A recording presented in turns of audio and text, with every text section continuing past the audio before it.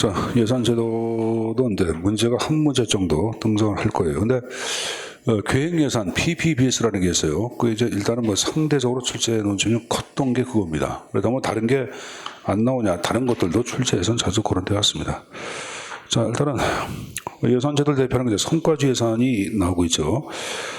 일단 키워드가 되는 것은 뭐냐면은 성과주 예산은 그 두 번째 줄 단위 원가 곱하기 업무량으로 예산을 편성한다 이렇게 나오죠. 그 숙제에서 가져가야 되겠고, 그리고 성과 예산 자체의 성립 배경 보시면은 미국 같은 경우에 두 번째 후보위원회 나서 후보위원회에서 성과주 예산 도입을 권고하고, 그 화살표 트루먼 정부라고 적어놔. 트루먼 정부 때 예산 제도로 채택이 이루어집니다.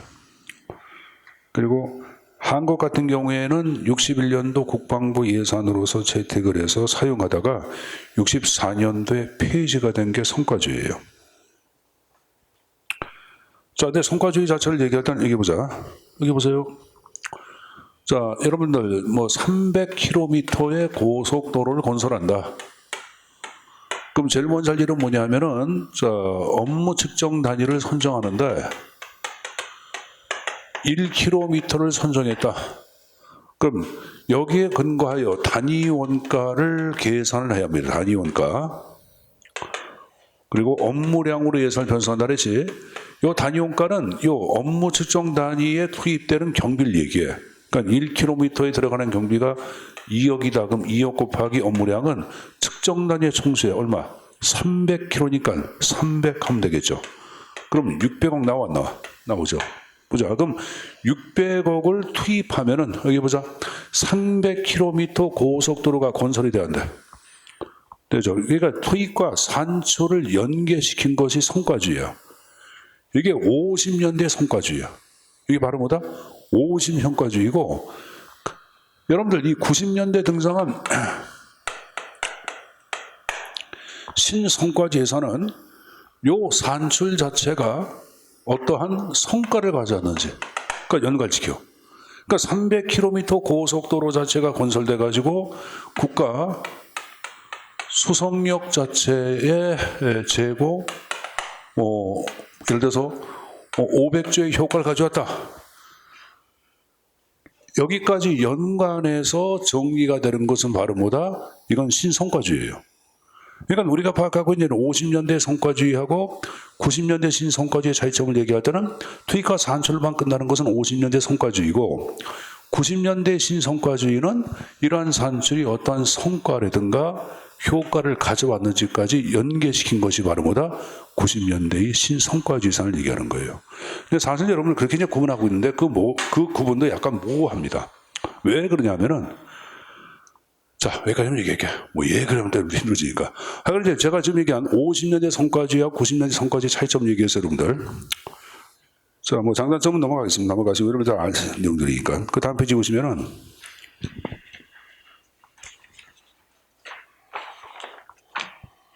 계획예산. 자, 계획예산 자체는 60년대에 존슨 행정부 때 예산 제도로 채택된 것이 바로 계획예산이라고 배웠어, 안 배웠어? 계획예산이라고 배웠죠. 근데 계획예산 자체는 꼭 가져갈게. 여기 보자, 여러분들. 기타. 1958년도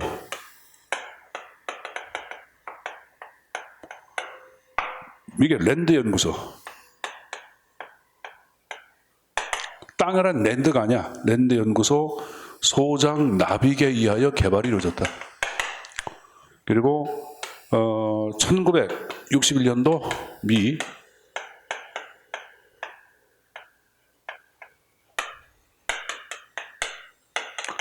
맥나마라 국방성 장관이 국방부 예산 제도로 채택했고, 그리고 65년도 존슨 정부 때 공식적인 정부의 예산 제도로 채택이 된 것이 바로 뭐다? 계획예산이야. 계획예산은 여러분들 현재 이제 PPB에서 됐죠? 요건 장기적 계획이라고 했고, 요건 1년짜리의 단기적 예산이라고 얘기했을 거예요. 그럼 예산이 아무리 멋들어지게, 여러분, 계획이 아무리 멋들어지게 설립했다 하더라도 이게 돈이 뒷받침되지 않으면은 계획은 계획으로 끝난다고 얘기했잖아요. 그렇죠. 그래서 계획과 유산의 유기적 연관성을 도모하기 이걸 작성한다 그랬지, 프로그램. 그래서 이거 이름의 유기적 연관성. 이거는 뭐 2년짜리도 있고 3년짜리도 있고 4년짜리도 있고 5년짜리도 있습니다. 이름과 이름의 연관성을 도모한 예산제도의 형태가 바로 계획예산이고, 계획예산의 형태를 얘기할 때는 자 일단은 장기적 시각이 가장 크다고 얘기했고, 그리고 직권성이 농하다 그랬죠. 왜 그러냐면은 요 프로그램 자체를 작성하는 것은 전문가, 막료가 작성한다란다. 작성을 하죠. 그럼 작성된 프로그램 자체를 선택하는 건 누가 선택한다? 꼭대기에 있는 최고 정책 결정권자, 대통령이나 장관이 선택을 한다란다. 하죠. 그러니까 장관 자체가 권한고 선택이 이루어진 특징이 있고, 또 하나 요 프로그램 자체를 얘기할 때 여러분들 한 부분에만 있던 것이 아니라 국가 전 부문에 영향을 미칩니다. 요거는 국가적인 차원에서 어떤 프로그램 자체를 작성했다면 이 프로그램 자체를 얘기할 때는 뭐 예를 들어서 노동부 안에서 영향을 미치는 것이 아니라 노동부라든가 국방성이라든가 교육성이라든가 이런 모든 부처에 영향을 미쳐. 요거는 그래서 국가 모든 부분에 영향을 미쳐. 그러면 국가 모든 부분에 영향을 미치는 프로그램이다 보니까 국회에서 예산 심의할 때 가장 큰 어려운 점은 뭐냐면 프로그램이 어떤 한 부처에만 예술되어 있으면 그 부처를 대상으로 심의하면 좋은데 이게 심의가 잘 돼 안 돼. 국방부성은 우리 별로 관련 없고 그 교육성이 관련 없고 뭐 이런 식으로 서로 정가 현상이 발생하는 거야. 그래서 입법부의 예산 심의를 굉장히 어렵게 합니다. 아울러 요거는 요 프로그램을 선택할 때는 뭘 해? 비용 편익 비용 효과 분석을 활용을 해. 그럼 국회의원들은 비용 편익, 비용 효과 분석 같은 계량적 분석 기법 지식이 있어 없어? 없죠. 그래서 이런 것 때문에 입법부의 지위를 약화시키는 거야. 바로 뭐다? PPBS라고 얘기하는 거예요. 다시 보세요, 여러분들. 이 프로그램 자체를 얘기할 때는 한 부처에만 있을 때는 국가 모든 부분에 영향을 미친다. 그러면 칸막이 예산이 등장해 칸막이 예산을 극복할 수 있어. 부처 간에 칸막이 세워놓고 여러분들 여러 부처에 타 부처에 협력 안 하는 게야. 내 부처 것만 따지는 게야. 근데 그것은 이 프로그램 자체가 모든 부처에 서로 연관되어 있다 보니까 부처 간에 협력을 안 할 수가 없어요. 그럼 부처 칸막이 예산을 극복하는 데 도움을 준다. OX. O가 되는 거예요. 칸막이 예산 극복에 도움을 주는 것. PPBS라고 얘기합니다. 그 다음에 얘기해보자. 요 프로그램 자체의 작성은 누가 한다 그랬어요? 전문가가 작성한다. 전문가. 그리고 비용 편익, 비용 효과 분석한다. 그래서 이것 때문에 입법부의 지위가 상대적으로 약화되는 것 PPBS. 그리고 작성된 프로그램 여러 개 가운데 하나 선택은 누가 한다? 장관이 선택해서 하라고 지시를 내리겠죠. 그래서 이것은 장관 자체가 위에서 결정해서 하향식으로 지시를 내리고 여러분들 집행하라기 때문에 이것은 하향과 직권성을 특징으로 하는 것들, 이 바로 PPBS라고 얘기하죠, 여러분들. 자, 거기 보자. 개념은 뭐 얘기 안 해도 알 거예요.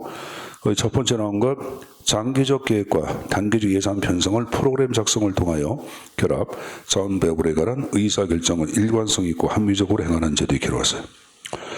일단은 정부의 사업 목표를 명확히 제시하고, 이 사업 목표가 장기적 계획을 얘기하는 거야. 장기적 5년짜리 장기 계획, 그런 것들 얘기하는 거야. 그 다음에 각종 대안의 비용 효과 분석에 의한 체계적인 검사가 필요하고, 그 예산을 장기 계획과 연관시켰으니까 예산의 장기적 계획에 장기적 시기에 확보란 말이었어요. 왜? 1년짜리 예산을 5년짜리 계획과 연관시켰기 때문에 예산의 장기적 시기 확보란 말을 쓰고 있는 거예요. 일본의 목표 지향주의자 여러분들, 아까 5년짜리 계획 목표를 구체하게 한 거 아니야? 현실하게 한 거.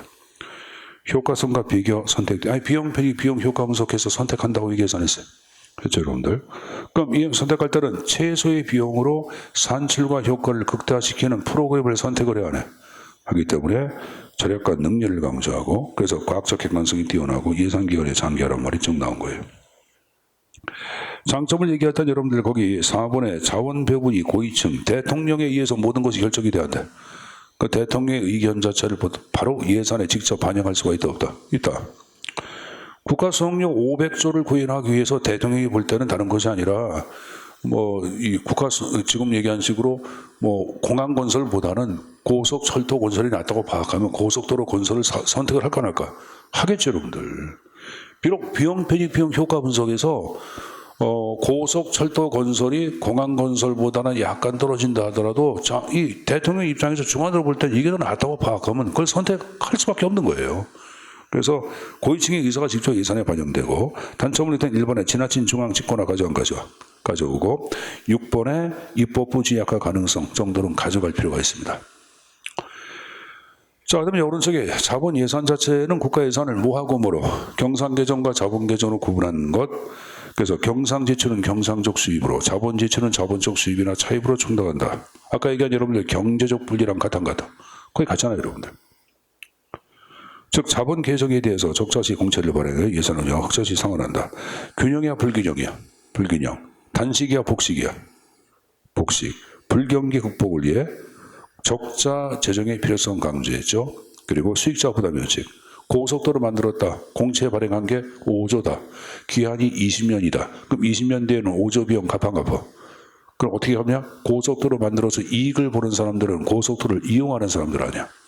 그들한테 고속도로 이용료 징수해가지고 5제 공채 비용을 갖기 때문에 수익자 부담 면책이라는 말을 쓰고 있는 거예요, 여러분들. 자, 그럼 여기 보자, 선생님 보자. 그러면 이 지금 얘기한 자본 예산은 정부의 재정 창고 곳간을 확 열어서 직접 돈을 나눠준 거야? 공채를 발행해가지고 나중에 이익 보는 사람한테 돈 받아서 공채 비용만 갚으면 되는 거야? 전자의 후자야? 후자가 되겠죠. 그래서 이것은 여러분들 20년이 지나면 다시 하여간에 20년이 지나면은 원 상태로 돌아와. 왜? 수익자가 돈 다 갚기 때문에. 그래서 이름을 적어보자. 순환적 균형 예산이라 그래요. 순환. 그러니까 순환적 균형 예산도 맞고 주기적 균형 예산도 맞아요. 순환적 균형 예산, 주기적 균형 예산 이게도 맞습니다. 같은 말입니다. 순환적, 주기적 균형 예산 같은 말입니다. 자, 그 다음 나온 게 영기준 예산이 나오죠. 자, 영기준 예산 자체를 얘기할 때 모든 걸 재료 관점에서 비교 분석 검토해서 예산 자체를 근원적으로 편성하는 것, 감축을 대표한다고 배웠을게요. 발달에 여러분들 69년도 거기 피르라고 나왔죠. 이 사람 가져가야 합니다. 그리고 거기 여러분들 카트행정보국 가져가야 되겠고 한국도 50 전두환 정권 때 영기준 예산을 갖고 당시에 4대 경직성 경비를 중심으로 편성을 한 적이 있어요. 한국은 영기준 예산을 사용한 적이 있다가 맞아 없다가 맞아? 있다가 만든 거예요. 거기 이제 절차의 결정 단위, 결정 항목, 우선순위 결정, 잔단점 쭉 나왔는데 이건 설명을 생략하겠습니다. 알았습니까? 이건 아래에서 위로 올라가는 상향이죠. 그리고 각계각층의 권력자가 참여해야 안 해. 참여하는 특징을 갖고 있는 거 영기준이라고 배웠어요, 여러분들. 그래서 여기 장점에 3번에 하위 상달과 각순의 권력자가 참여한다란다? 참여하고 5번에 감축 관리를 통한 자원난 극복에 기여한다란다? 기여한다 그런 말을 쓰는 거예요. 선생님 보자.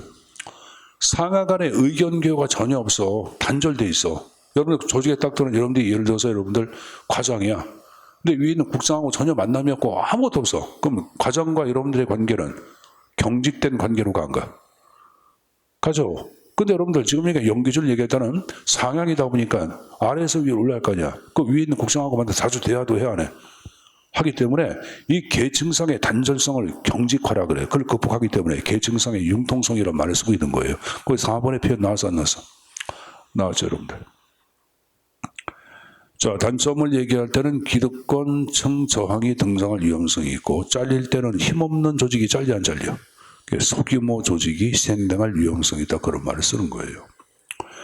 자, 일몰법 자체를 얘기할 때는 이건 여러분들 콜로라도, 미국의 콜로라도주라고 적어놔. 콜로라도주에서 선택한 것이 바로 일몰법이죠. 그래서 맨 위에 특정 행정기관의 사업이나 조직의 생명기한을 설정하고 그 기간이 만약에 3년이다. 그럼 3년 지나면 폐지하게 하는 법률이라고 얘기했을 거예요. 그래서 좀 전에 학습한 ZBB하고의 공통점은 둘 다 감축관리에 들어가. 둘 다 감축관리에 들어갑니다. 그러나 차이점을 얘기하라 그러면 ZBB는 행정부 예산 편성에서 만들어지는 예산제도야. 그래서 행정과정이야. 근데 일몰법은 입법부에서 법률로 제정하는 게야. 그래서 입법적 과정이라는 말을 쓰고 있는 거고, 영기준은 아까 조직의 모든 계층이 관련이 돼 있어요, 여러분들. 뭐 계장, 과장, 국장 다 관련돼 있어요. 근데 일몰법을 얘기할 때는 주지사가 직접 관장하고 있는 사업이나 조직에 대한 생명기한을 설정해 하는 거거든요. 그럼 주지사는 주정부의 최고 책임자라고 할 수 있어 없어? 있죠. 그래서 행정의 최고 상위 계층의 주요 정책을 심사하기 위한 것 SL을 얘기합니다. 여러분 지방행정론에서 정부 간 관계론 나눈 거 있죠. 정부 간 관계론, 라이트가 파악한 정부 간 관계론 그런 거 배워서 안 배웠어? 배웠잖아. 그럼 미국은 여러분들 중앙정부, 지방정부와의 관계를 얘기할 때 중앙정부는 연방정부가 아니라 주정부를 얘기하는 거예요. 미국은. 알았습니까? 미합중국 아니야, 여러분들. 그러니까 연방정부 전체를 얘기하는 것이 아니라 중앙정부. 그러니까 행정에서 지방행정론에서 파악하고 있는 정부 간 관계를 얘기할 때는 미국 같은 경우에는 중앙정부가 주정부가 되는 거고 지방정부는 지금 얘기하는 식으로 주정부 안에 있는 시티, 카운티 이런 것들 얘기하는 거예요. 구분해서 가져가시고 일몰법은 장기적이죠. 3년에서부터 7년이니까. 됐습니까? 자, 그다음에 2009년도부터 국가회계법 자체에 단식부기하고 복식부기 방식을 도입을 해서 안 했어요. 그렇죠. 그래서 장단점 묻는 게 요새 뭐 약간 식상했죠. 식상하기 때문에 들 나오는데 복식부기의 최고의 장점은 이중기록 방식을 취한 죄. 복식부기의 최고의 방식은 이중기록이야. 그래서 이중기록 적어놓고 오류의 자동 검증. 오류의 자동 검증 기능 갖고 있는 게 복식부기고. 그다음에 현금주의, 발생주의 자체를 얘기할 때는 국가에게 발생주의 방식으로 바꿨다고 얘기했어요. 뭐 장단점 설명 안 하겠습니다, 여러분들.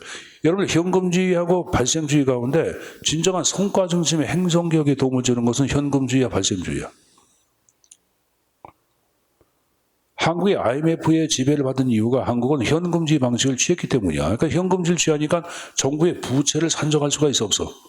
없죠. 만약에 발생주의에 따른다 그러면 정부가 부채가 얼마가 되기 때문에 이에 대비해서 우리가 돈을 갚아야 되고 돈을 저축해야 한다. 이게 미리 계획이 이루어져야 되는데 이게 전혀 안 되다 보니까 사전에 준비가 안 됐다고. 그러니까 한국은 그래서 IMF의 지배를 받을 수밖에 없었다.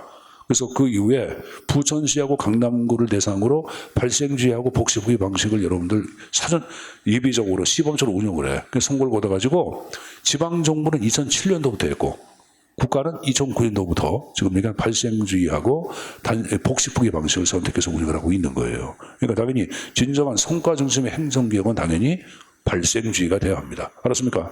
그래서 발생주의 장치의 맨 끝에 비용 성과 개념에 입각한 성과 중심의 행정개혁 작업에 도움을 준다. 그런 말 나왔어 안 나왔어? 나왔죠. 네, 그건 좀 별도로 좀 정리해서 가져가십시오. 알았습니까? 자, 그 다음에 문제 연구 1번 나온 거 보자. 계획 예산의 특징에 해당하는 게 나왔어요. 1번에 예산이 조직의 일선 기관들에 의해 분산적 편성. 아니죠. 아까 막료 전문가가 중요한 역할을 한다고 얘기했잖아요. 프로그램 작성. 1번은 영기준이야. 뭐다? 영기준. 2번에 투입 중심의 예산 편성. 2번은 뭘까? 2번은 품목별 예산을 얘기합니다. 2번은 뭘 의미한다? 품목별 예산을 얘기하는 게야. 3번이 바로 뭐다? 장기적 계획 얘기했잖아. 그리고 프로그램을 비용 편익, 비용 효과 분석한다 그랬잖아. 3번이 계획 예산이고. 그럼 4번은 뭐야, 여러분들? 결정 단위, 결정 패키지 뭐야? 영기준이야. 영기준. 결정 단위, 결정 패키지라는 건 영기준밖에 없지. 자, 이번에 발생주의에 오른 거. 성과평가, 무관한 것이 아니라 성과평가에 유익하죠. 최근 선진국은 여러분들 발생주의가 현금주의가 아니라 현금주의로 발생주의로 가죠. 그럼 여러분들 현금주의는 현금의 이출만을 따지니까 부채를 알 수가 없잖아. 발생주의는 여러분들 채무, 채권을 다 기록을 해야 하네. 그러니까 정확하게 부채 산정할 수 있다. 3번이 발생주의의 장점이네. 그럼 4번에 재정 적자의 계산을 위해서는 현금주의가 좋아, 발생주의가 좋아? 발생주의 적자, 부채를 알 수 있잖아. 4번, 5번은 현금주의 얘기하는 거죠. 자, 문제 3번.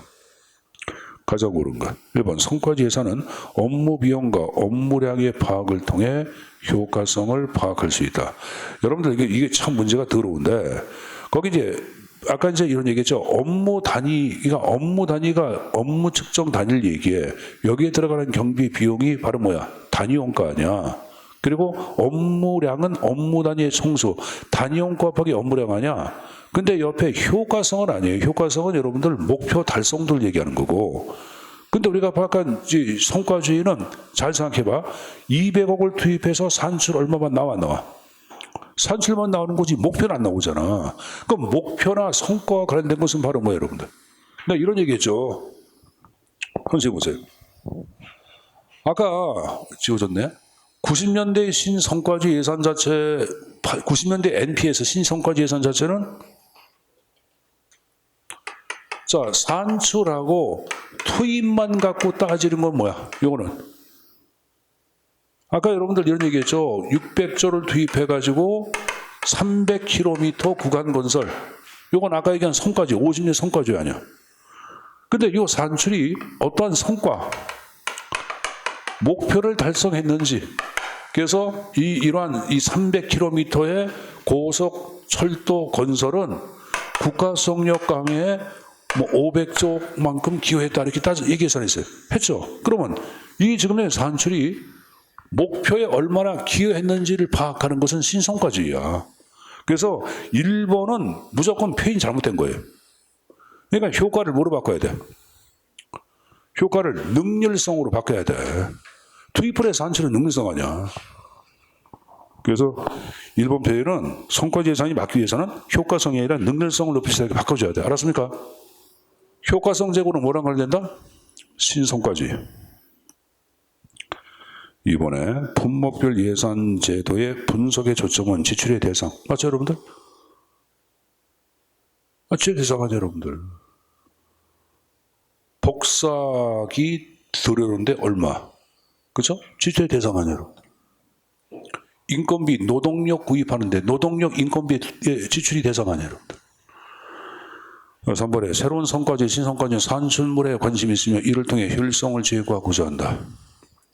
새로운 성과주의는, 신성과주의는 산출물이 아니라 산출이 어떤 성과로 연결되는지, 어떤 목표에서 기여 있는지까지 파악하는 거죠. 그러니까 3번은 잘못된 거고. 3번은 바로 뭐야? 50년대 성과주의죠. 4번의 계획예산은 목표와 예산의 연결. 그 예산이 바로 뭐냐면 아까 얘기한 비용이야.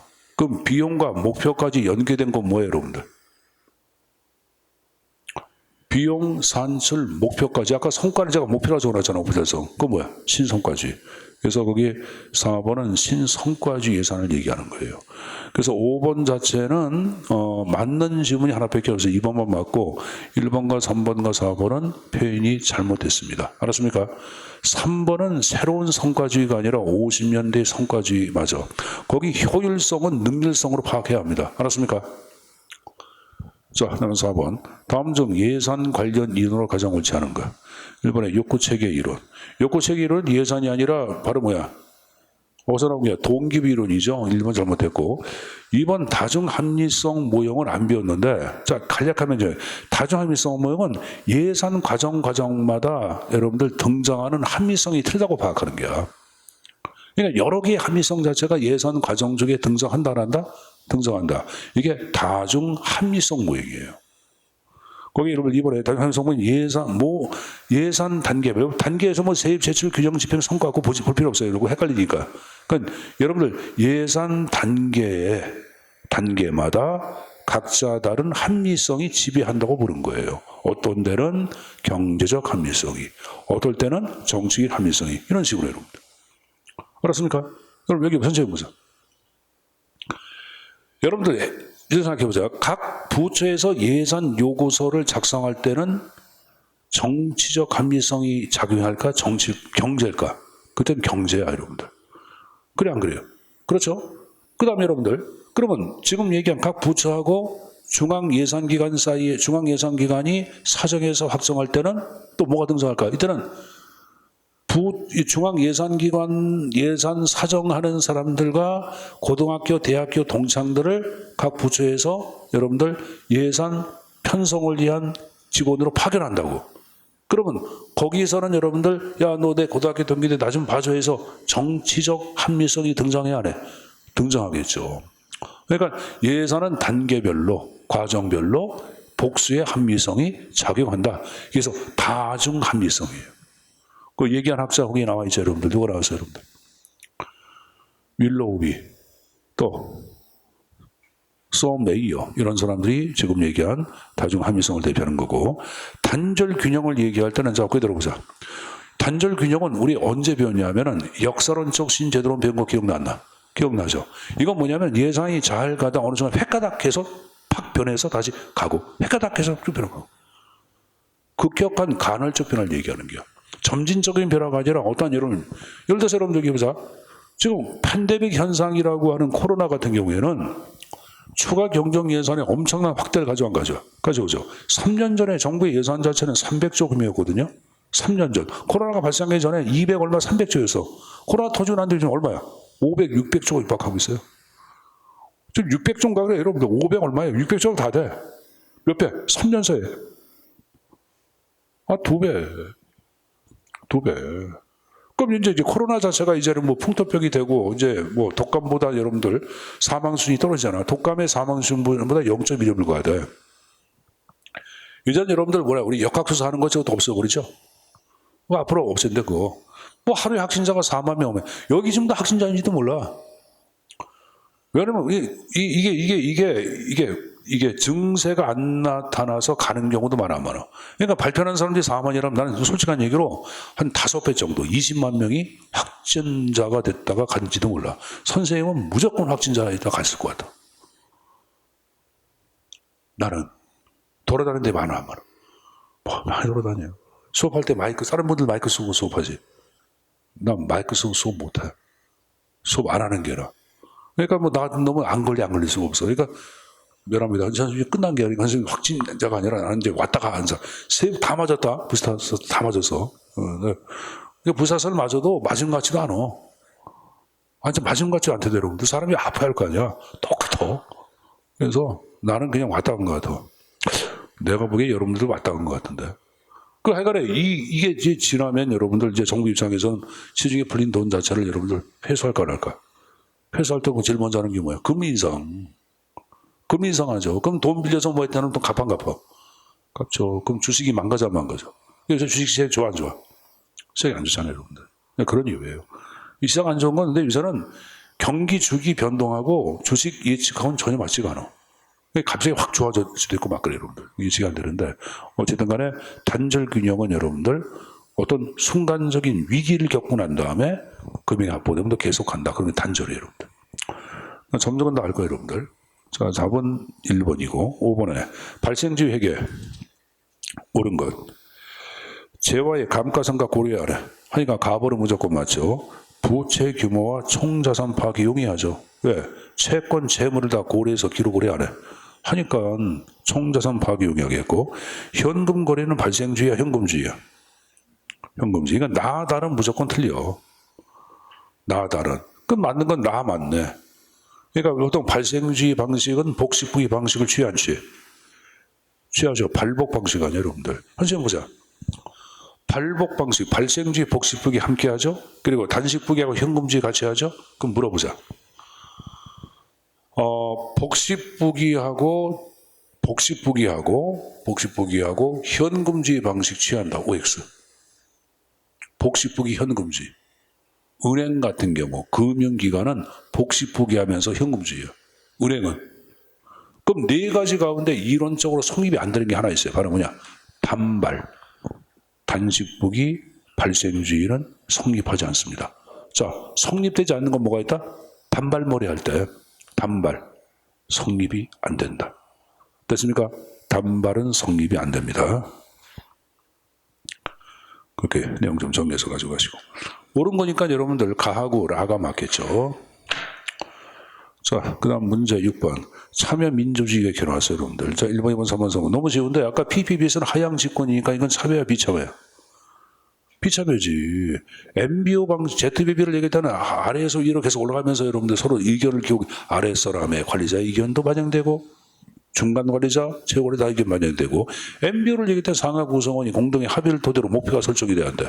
무조건 참여가 되는 거고. 브레인스토밍은 뭐라, 이걸 선풍기법 그러죠. 자, 둘의 이 브레인스토밍을 화살표 놓자. 동그라미 1. 추측의 일종. 미래 지키포 가운데 추측이 들어가요. 투사도 아니고 예견도 아니고 추측이야. 동그라미. 적어보자 여러분들. 자유의 원칙. 동그라미 3. 수적 증가의 법칙. 수적. 각종 많은 아이디어 제안을 좋아합니다. 동그라미 4인가? 4. 비판 금지 원칙. 동그라미 5. 편승의 원칙. 편승이란 말은 다른 사람이 제시한 아이디어에 대해서 모방하거나 통합을 허락한다고 말이야. 그걸 편승의 원칙이라고 그래. 이게 브레인스톰. 자유스러운 분위기에서 각자 생각나는데 아이들은 생각나 계속 얘기하려고 하는 걸 얘기해요. 이걸 이제 브레인스톰이라고 얘기하는 거야. 그래서 원칙 3가지 형태 정도는 가져가야 합니다. 자, 뭐 정답은 4번이었고. 자, 문제 바꿔서 7번 나온 거 보자. 예산 제도에 대한 설명으로 옳지 않은 걸 이렇게 나왔어요. 여러분, 품목별 예산은 행정부의 재량권 확대 몇 번? 품목은 재정 통제 과정 엄격하잖아. 무조건 1번이고. 이번에 성과지 예산은 사업의 단위 원가를 기초로 예산 편성 맞죠? 왜? 단위 원가 곱하기 업무량으로 예산을 편성하잖아. 3번. 계획예산 제도는 장기적 계획과 등 예산을 표절 연계 합리적인 배분 맞죠? 이건 하향과 직권이라고 배워서 안 배웠어? 하향과 직권 계획 예산이라고 얘기했어요.